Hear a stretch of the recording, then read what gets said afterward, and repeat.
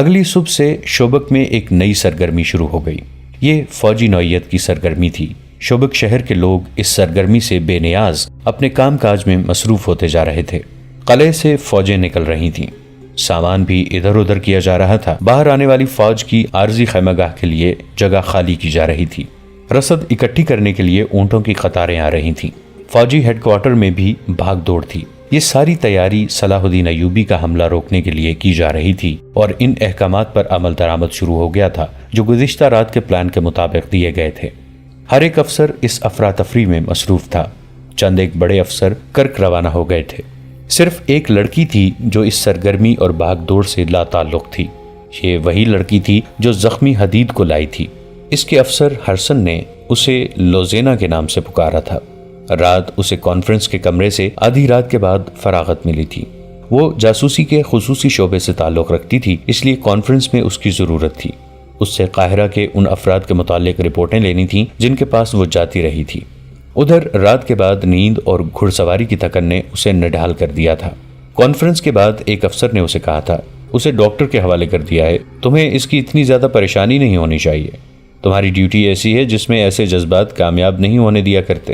اور اس کے اپنے شعبے کے بڑے افسر ہرسن نے اسے کہا تھا، اگر آج رات میں نہ ہوتا تو کونارڈ اور گے آف لوزنیان جیسے بادشاہ جو کسی کو بخشا نہیں کرتے تمہیں قید میں ڈال دیتے۔ تمہارے محافظ کا انتظام کر دیا گیا ہے اور تمہارے لیے یہ حکم ہے کہ اسے تم نہیں ملو گی۔ کیوں؟ لوزینا نے حیرت اور مایوسی سے پوچھا۔ کیا میں اس کا شکریہ بھی ادا نہیں کر سکوں گی؟ نہیں، ہرسن نے کہا، کیونکہ وہ دشمن کا فوجی ہے۔ تم اپنا شعبہ جانتی ہو کیا ہے۔ ہم تمہیں اس سے ملنے کی اجازت نہیں دے سکتے۔ یہ تو تمہارے فن اور فرض کا تقاضا ہے۔ میں یہ بھی دیکھ رہا ہوں کہ اس کے ساتھ تمہاری جذباتی وابستگی ہو گئی ہے۔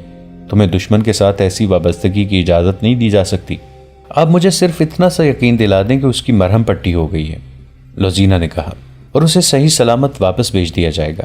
لوزینا، ہرسن نے جھنجھلا کر کہا، میں تمہیں یقین دلاتا ہوں کہ تمہاری یہ خواہش پوری کر دی جائے گی۔ اور سنو، تم بڑے مشکل اور خطرناک مشن سے واپس آئی ہو اور تمہارا سفر زیادہ خطرناک تھا۔ تمہیں آرام کے لیے 10 دن چھٹی دی جاتی ہے، مکمل آرام کرو۔ یہ باتیں رات کو ہوئی تھیں۔ وہ اپنے کمرے میں چلی گئی تھی۔ جاسوس لڑکیوں کی رہائش ہائی کمان کے ہیڈ کوارٹر سے بہت دور تھی۔ اس جیسی اعلیٰ درجے کی جاسوس لڑکیاں نہایت اچھے کمروں میں رہتی تھیں جہاں انہیں شہزادیوں جیسی سہولتیں اور عیاشی میسر تھی۔ ان کی ڈیوٹی ایسی تھی کہ انہیں مسلمان ملکوں میں بھیجا جاتا تھا جہاں پکڑے جانے کی صورت میں انہیں ہر قسم کی اذیت اور ذلت میں ڈالا جا سکتا تھا۔ موت یا سزائے موت تو یقینی تھی۔ ایسی ڈیوٹی کا تقاضا تھا کہ ان لڑکیوں کو دنیا کی ہر آسائش مہیا کی جائے۔ لوزینا کمرے میں جاتے ہی سو گئی تھی۔ دوسرے دن اس کا جسم ٹوٹ رہا تھا۔ وہ اٹھنا نہیں چاہتی تھی لیکن وہ اٹھی اور ناشتہ کر کے باہر نکل گئی۔ اس کے ساتھ والے کمروں کی لڑکیاں آ گئیں۔ وہ اس سے قاہرہ کی باتیں سننا چاہتی تھیں۔ اس نے بہت ہی مختصر سی بات سنا کر انہیں ٹال دیا اور ہسپتال کی طرف چل پڑی۔ وہ تھوڑی ہی دور گئی تھی کہ اس کی ایک ساتھی لڑکی جو اس کی ہمراز سہیلی بھی تھی پیچھے سے جا ملی اور پوچھا، لوزی کہاں جا رہی ہو؟ اور تم پریشان ہو؟ یہ تھکن کا اثر ہے یا کوئی خاص واقعہ ہو گیا ہے؟ تمہیں چھٹی نہیں ملی؟ چھٹی مل گئی ہے، اس نے جواب دیا۔ ایک خاص واقعہ ہو گیا ہے جس نے مجھے پریشان کر دیا ہے۔ وہ سہیل کو ساتھ لیے ایک درخت کے نیچے جا بیٹھی اور اسے تمام واقعہ سنا دیا۔ اسے اپنے افسروں نے جو دھمکیاں دی تھیں وہ بھی سنائی اور اس نے کہا، میں حدید سے ملنا چاہتی ہوں۔ مجھے ڈر ہے کہ اس کی مرہم پٹی نہیں ہوئی اور اسے شہر سے نکال دیا گیا ہے یا اسے مرنے کے لیے کسی کوٹھڑی میں بند کر دیا گیا ہے۔ تم نے بتایا ہے کہ تمہیں اس سے ملنے سے منع کر دیا گیا ہے؟ سہیلی نے اسے مشورہ دیا۔ یہ خطرہ مول نہ لو، تم اگر پکڑی گئی تو جانتی ہو کہ سزا کیا ہے۔ اس شخص کے لیے میں سزائے موت بھی قبول کر لوں گی، لوزینا نے کہا۔ میں تمہیں سنا چکی ہوں کہ اس نے میری خاطر اپنی جان خطرے میں ڈالی ہے۔ میری جان تو کوئی خطرہ نہیں تھا۔ ڈاکو مجھے لے بھی جاتے تو چند دن کے لیے مجھے خراب کر کے کسی امیر کبیر آدمی کے ہاتھ فروخت کر دیتے۔ حدید میرے اس انجام سے آگاہ تھا۔ اس نے میری عزت کی خاطر اپنی جان کی بازی لگا دی تھی۔ ڈاکو نے کہا بھی تھا کہ لڑکیاں ہمیں دے دو اور چلے جاؤ۔ وہ یہ بھی جانتا تھا کہ میں پاک باز لڑکی نہیں، مگر اس نے مجھے امانت سمجھا۔ تم اس کے لیے جذباتی ہو گئی ہو؟ ہاں، لوزینا نے جواب دیا۔ میں جذبات کا اظہار ہرسن کے سامنے نہیں کر سکتی تھی۔ اپنا دل تمہارے آگے رکھ سکتی ہوں۔ تم میری سہیلی ہو اور عورت کا دل رکھتی ہو۔ ہماری زندگی کیا ہے؟ ہم ایک خوبصورت خنجر اور میٹھا زہر ہیں۔ ہمارا جسم مرد کی تفریح اور فریب کے لیے استعمال ہوتا ہے۔ میں نے یہ باتیں پہلے کبھی نہیں سوچی تھیں، اپنے وجود کو جذبات سے خالی سمجھا تھا، مگر اس آدمی کے جسم کو میں نے اپنے جسم کے ساتھ لگایا تو میرے وجود میں وہ سارے جذبات بیدار ہو گئے ہیں جو میں سمجھتی تھی مجھ میں نہیں ہیں۔ میں ایک ہی بار ماں، بہن، بیٹی اور کسی کو چاہنے والی لڑکی بن گئی۔ یہ شاید اس کا اثر تھا کہ اپنے آپ کو میں بادشاہوں کے دلوں پر حکمرانی کرنے والی شہزادی سمجھتی تھی۔ مجھ میں اتنی تخریب کاری ڈالی گئی ہے کہ جابر حکمرانوں کو بھی انگلیوں پر نچا سکتی ہوں، مگر ڈاکوؤں نے مجھے بکنے والی چیز بنا دیا۔ مجھے اس سطح پر لے آئے جہاں مجھ جیسی لڑکیاں ہر رات نئے گاہک کے ہاتھ فروخت ہوتی ہیں یا کسی مسلمان امیر یا حاکم کے ہاتھ فروخت ہو کر اس کے حرم کی لونڈیاں بن جاتی ہیں۔ اس آدمی نے، جس کا نام حدید ہے، مجھے اس سطح سے اوپر اٹھا لیا۔ اس سے پہلے میں اس کی قیدی تھی۔ اس نے مجھے اس قابل نہیں سمجھا کہ مجھے تفریح کا ذریعہ بنا تھا۔ وہ ایسا کر سکتا تھا۔ اس نے مجھے نظر انداز کیا، پھر اس نے جب میری عزت کو بچانے کے لیے اپنا جسم کٹوایا تو میں نے بے قابو ہو کر اسے اپنے سینے سے لگا لیا اور اس سطح کی لڑکی بن گئی جس سے مجھے گرا دیا گیا ہے۔ مجھے سلطان صلاح الدین ایوبی کی بات یاد آئی۔ اس نے مجھے کہا تھا کہ تم کسی باعزت آدمی کے ساتھ شادی کیوں نہیں کر لیتی؟ میں نے دل میں کہا تھا کہ یہ مسلمان احمق ہے۔ میں اب محسوس کر رہی ہوں کہ ہمارے دشمن نے کتنی عظیم بات کہی تھی۔ میں تمہیں صاف بتا دیتی ہوں کہ میں اب جاسوسی نہیں کر سکوں گی۔ میرے دماغ میں بچپن سے جو سبق ڈالے گئے تھے وہ صحرا کی خوفناک رات نے، ڈاکوں کے خطرے نے اور حدید کے جسم کی حرارت اس کے خون کی بو نے زائل کر دیے ہیں۔ تم اتنی لمبی بات نہ بھی کرتی تو میں جان گئی تھی کہ تم کیا محسوس کر رہی ہو، اس کی سہیلی نے کہا، لیکن میں حقیقت سے آگاہ کرنا ضروری سمجھتی ہوں۔ اسے چلے جانا ہے، تم اس کے ساتھ نہیں جا سکو گی۔ وہ اگر یہاں تکلیف میں ہے تو حکم ہے کہ تم اسے نہیں مل سکتی۔ اگر پکڑی گئیں تو اپنے ساتھ اسے بھی مرواؤ گی۔ تو تم میری مدد کرو۔ لوزینہ نے منت کی، یہ معلوم کرو کہ وہ کہاں ہے۔ مجھے صرف یہ معلوم ہو جائے کہ وہ ٹھیک ہو گیا ہے اور تندرستی کی حالت میں چلا گیا ہے تو میرے دل کو چین آ جائے گا۔ ہاں، لڑکی نے کہا، میں یہ کام کر سکتی ہوں، تم کمرے میں چلی جاؤ۔ وہ کمرے میں چلی گئی اور اس کی سہیلی کسی اور طرف نکل گئی۔ قاہرہ میں بھی فوجوں میں بہت سرگرمی تھی۔ فوج کو جنگی مشقیں کرائی جا رہی تھیں۔ چند ایک دستے الگ کر لیے گئے تھے۔ انہیں شب خون مارنے، تھوڑی تعداد میں دشمن کی کئی گنا زیادہ نفری پر حملہ کرنے اور ضرب لگاؤ اور بھاگو کی مشقیں اس طرح کرائی جا رہی تھیں کہ رات کو بھی دستے چھاونی سے باہر رہتے تھے۔ سلطان ایوبی ذاتی طور پر یہ مشقیں دیکھتے تھے۔ وہ تیسرے چوتھے روز اعلیٰ کمانڈروں اور دستوں کے کمانداروں تک کو لیکچر دیتے اور انہیں نقشوں اور خاکوں کی مدد سے جنگی چالیں سکھاتے تھے۔ انہوں نے اس ٹریننگ کا بنیادی اصول یہ رکھا تھا: کم تعداد سے دشمن کا زیادہ نقصان کرنا، ہتھیار سے زیادہ عقل کو استعمال کرنا، آمنے سامنے کے مارکے سے گریز، سامنے سے حملہ نہ کرنا، 10-12 آدمیوں کے شب خون سے اتنا نقصان کرنا جتنا 100 آدمی دن کے وقت دو بدو مارکے میں کر سکتے ہیں۔ اس کے علاوہ وہ دشمن کے کسی قلعے یا شہر کو لمبے محاصرے میں رکھنے کے طریقے بتاتے اور قلعوں کی دیواروں میں نقب لگانے کے سبق دیا کرتے تھے۔ انہوں نے تمام اونٹوں، گھوڑوں اور خچروں کا معائنہ کر لیا تھا۔ کمزور یا عمر خوردہ جانوروں کو انہوں نے الگ کر دیا تھا۔ حملے کی تاریخ طے ہو چکی تھی۔ سلطان ایوبی نے فلسطین کی فتح کا جو منصوبہ بنایا تھا اس کے پہلے مرحلے میں کامیابی سے داخل ہونے کی تیاری زور و شور سے کر رہے تھے۔ ادھر انہیں راستے میں ہی روکنے کے اہتمام ہو رہے تھے۔ دونوں فوجوں کی تیاریاں ایسی تھیں جیسے ایک دوسرے کو ہمیشہ کے لیے ختم کر دیں گی۔ صلیبیوں کی تیاریوں کا دائرہ شوبک سے کرک تک اور مصر کی سرحدوں تک تھا۔ وہ اس وسیع دائرے کو سلطان ایوبی کے لیے ایسا پھندا بنا رہے تھے جس میں سے اس کے لیے ساری عمر نکلنے کا کوئی امکان نظر نہ آتا تھا۔ ان کی تیاریاں سلطان ایوبی کے اس منصوبے کے روشنی میں ہو رہی تھیں جو ان تک قبل از وقت پہنچ چکا تھا۔ ان وسیع تیاریوں کے اندر شوبک میں ایک سرگرمی اور بھی تھی جس کا تعلق جنگ سے نہیں جذبات سے تھا، اور یہ ایک خفیہ سرگرمی تھی۔ لوزینہ اپنے کمرے میں پڑی حدید کے لیے بے قرار ہو رہی تھی اور اس کی سہیلی 2 روز سے حدید کو ڈھونڈ رہی تھی۔ وہ افسروں کے ہسپتال میں بھی نہیں تھا، وہ سپاہیوں کے ہسپتال میں بھی نہیں تھا، وہ جاسوس لڑکی تھی۔ بڑے بڑے افسر بھی اس کی عزت کرتے تھے۔ لوزینہ کو اور ہر جاسوس لڑکی کو وہاں بہت اہمیت حاصل تھی۔ اس کے باوجود یہ سہیلی جس سے بھی پوچھتی کہ لوزینہ کے ساتھ جو زخمی مسلمان آیا تھا وہ کہاں ہے تو اسے یہی ایک جواب ملتا: میں نے تو اسے نہیں دیکھا۔ تیسرے دن ایک افسر نے اسے رازداری سے بتایا کہ اس کی مرہم پٹی کر دی گئی تھی اور اسے مسلمانوں کے کیمپ میں بھیج دیا گیا تھا۔ سہیلی نے جب یہ خبر لوزینہ کو سنائی تو اس پر سکتہ طاری ہو گیا۔ مسلمانوں کا کیمپ ایک خوفناک جگہ تھی۔ اس میں پہلی جنگوں کے مسلمان قیدی بھی تھے اور وہ مسلمان بھی جنہیں کسی جرم کے بغیر صلیبیوں نے اپنے مقبوضہ علاقوں سے پکڑا تھا۔ یہ مسلمان زیادہ تر ان قافلوں میں سے پکڑے جاتے تھے جنہیں صلیبی لوٹتے تھے۔ یہ کیمپ قید خانہ نہیں تھا، نہ یہ جنگی قیدی کیمپ کہلاتا تھا۔ یہ ایک بیگار کیمپ تھا جس پر کوئی ایسا کڑا پہرا نہ تھا جیسا قید خانوں میں ہوتا ہے۔ ان بد نصیب قیدیوں کا کوئی باقاعدہ ریکارڈ بھی نہ تھا۔ یہ لوگ مویشی بنا دیے گئے تھے، جہاں ضرورت ہوتی ان میں سے بہت سے آدمی ہانک کر لے جائے جاتے اور ان سے کام لیا جاتا تھا۔ انہیں خوراک صرف اتنی سی دی جاتی تھی جس سے وہ زندہ رہ سکتے تھے۔ وہ خیموں میں رہتے تھے، ان میں جو بیمار پڑ جاتا اس کا علاج اسی صورت میں کیا جاتا تھا کہ بیماری معمولی ہو۔ اگر بیماری فوراً زور پکڑ لے تو اسے زہر دے کر مار دیا جاتا تھا۔ یہ بد نصیب مسلمانوں کا ایک گروہ تھا جو صرف اس جرم کی سزا بھگت رہے تھے کہ وہ مسلمان ہیں۔ سلطان ایوبی کو اس کے جاسوسوں نے اس بیگار کیمپ کے متعلق خبریں دے رکھی تھیں۔ حدید کو بھی کیمپ میں بھیج دیا گیا تھا۔ لوزینہ کے لیے حکم تھا کہ اسے نہ ملے۔ ہرسن کو شک ہو گیا تھا کہ یہ ایک جذباتی وابستگی ہے، لیکن لوزینہ نے اس حکم کو قبول نہیں کیا تھا۔ اس نے جب سنا کہ حدید مسلمانوں کے کیمپ میں ہے تو اس نے سہیلی سے کہا کہ وہ اسے آزاد کرائے گی۔ سہیلی نے اس کی جذباتی حالت دیکھ کر مدد کا وعدہ کیا اور دونوں نے پلان بنا لیا۔ وہ اسی وقت شہر میں کئی اور ایک پرائیویٹ ڈاکٹر سے ملی۔ اسے کہا کہ وہ ایک زخمی لا رہی ہے جس کا علاج اسے اس شرط پر کرنا پڑے گا کہ وہ اس کے متعلق کچھ نہ بتائے۔ ڈاکٹر نے اس رازداری کی وجہ پوچھی تو لوزینہ نے کہا، وہ ایک غریب سا مسلمان ہے جس نے میرے خاندان کی بہت خدمت کی ہے۔ وہ کہیں لڑائی جھگڑے میں زخمی ہو گیا ہے، اس کے پلے کچھ بھی نہیں، اس لیے کوئی ڈاکٹر اس کا علاج نہیں کرتا۔ چونکہ یہاں تمام ڈاکٹر عیسائی ہیں اس لیے وہ کسی مسلمان کا علاج بلا اجرت نہیں کرتے۔ رازداری کی دوسری وجہ یہ ہے کہ اگر شہر کے منتظم تک یہ خبر پہنچ گئی کہ ان مسلمانوں میں لڑائی جھگڑا ہوا ہے تو وہ اسی کو بہانہ بنا کر انہیں مسلمانوں کے کیمپ میں بھیج دے گا۔ انہیں تو بہانہ چاہیے۔ میں اس آدمی کو اس خدمت اور ایثار کا صلہ دینا چاہتی ہوں جو اس نے میرے خاندان کے لیے کیا ہے۔ میں اسے رات کے وقت لاؤں گی۔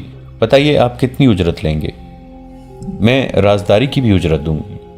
اس دوران ڈاکٹر اسے سر سے پاؤں تک دیکھتا رہا۔ لوزینہ نے اسے یہ نہیں بتایا کہ وہ کون ہے، یہی بتایا تھا کہ وہ ایک معزز گھرانے کی لڑکی ہے۔ لڑکی کا غیر معمولی حسن دیکھ کر ڈاکٹر جو اجرت لینا چاہتا تھا اسے وہ زبان پر نہیں لا رہا تھا۔ لوزینہ اس میدان اور اس فن کی ماہر تھی۔ وہ مردوں کی نظریں پہچانتی تھی۔ اس نے اپنے فن کو استعمال کیا تو ڈاکٹر موم ہو گیا۔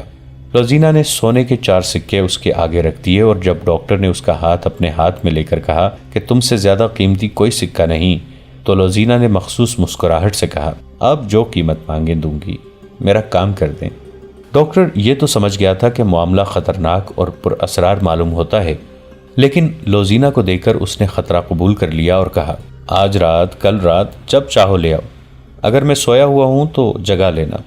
اس نے ایک ہاتھ میں سونے کے سکے اور دوسرے ہاتھ میں لوزینہ کا ہاتھ پکڑ لیا۔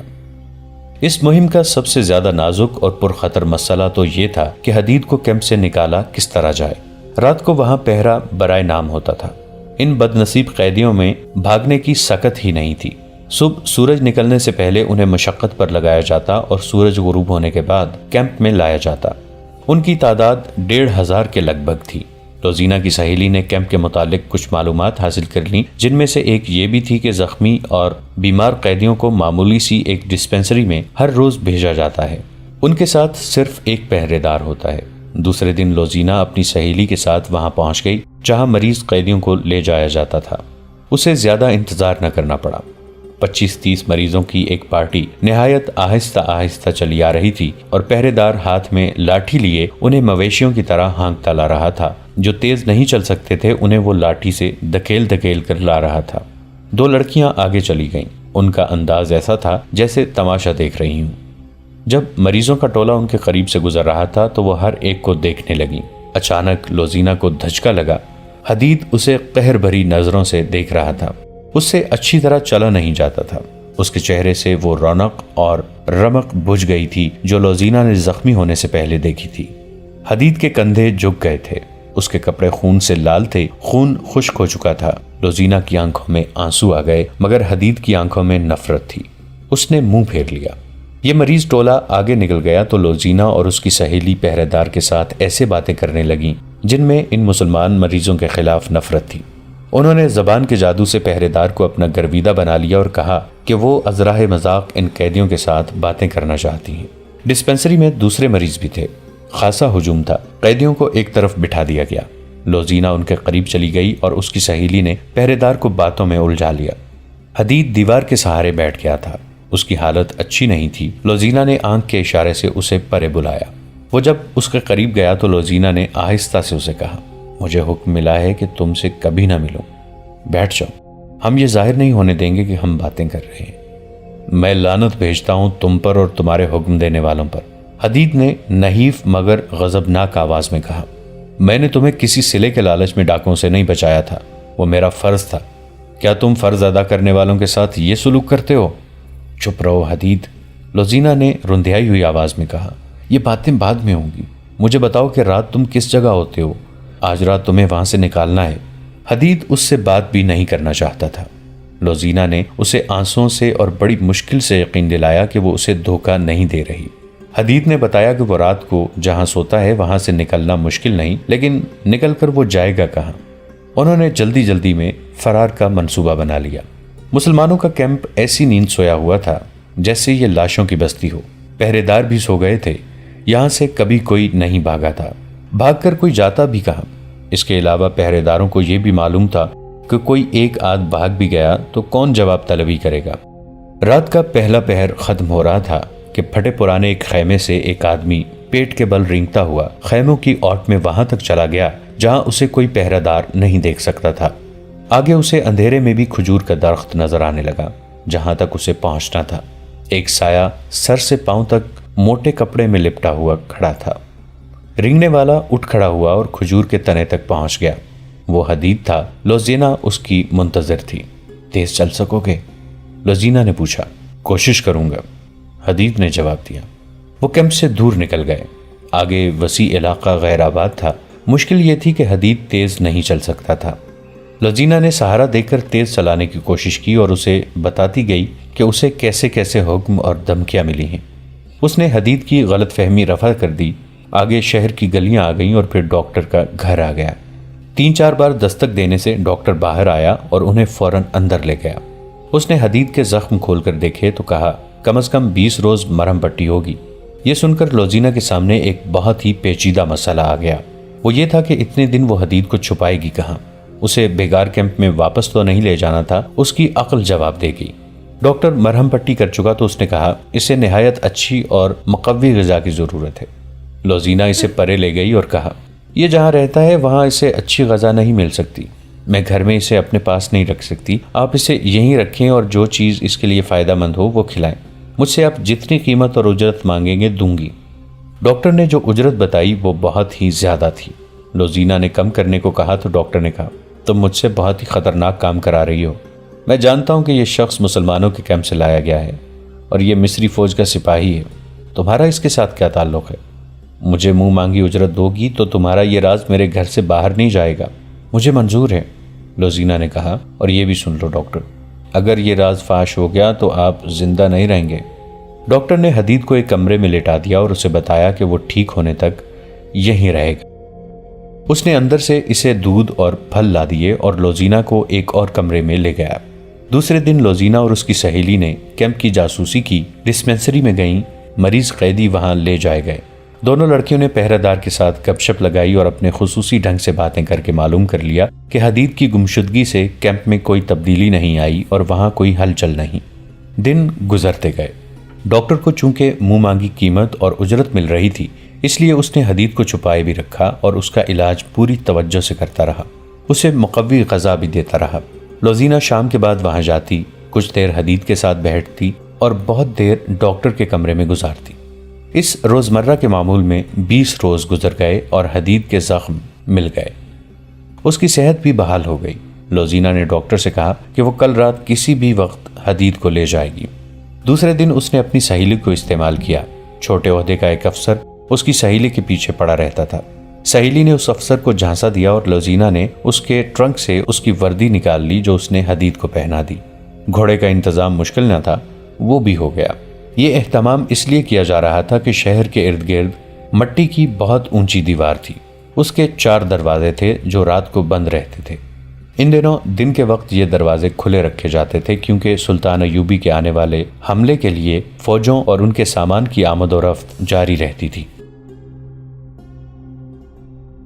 دوستو، آج کے لیے اتنا ہی۔ اسی کہانی کی اگلی قسط کے ساتھ بہت جلد حاضر ہوں گے۔ نیچے کامنٹ سیکشن میں اپنی رائے کا اظہار ضرور کیجیے گا۔ ہمارے اس چینل کو سبسکرائب کر کے نیچے موجود بیل آئیکن کو بھی ضرور کلک کیجیے گا۔ اگلی ملاقات تک کے لیے ہمارا اور آپ کا اللہ نگہبان۔